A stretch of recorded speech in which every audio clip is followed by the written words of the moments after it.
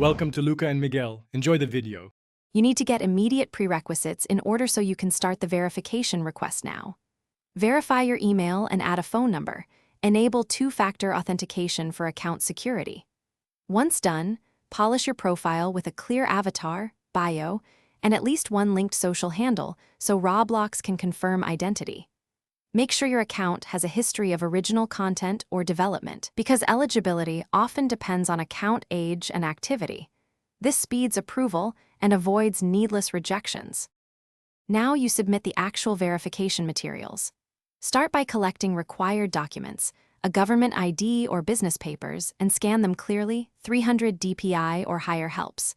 Then open Roblox's verification portal and pick the correct request type, creator or group, so your application routes correctly. Fill every field accurately, your legal name, role, and links to portfolio or published games. Once uploaded, double-check file names and image clarity, because blurry scans are the most common reason for delays. Finish by monitoring the verification status in the portal and be patient. Review can take days to weeks depending on volume.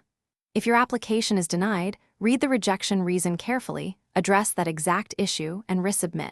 Don't change unrelated info.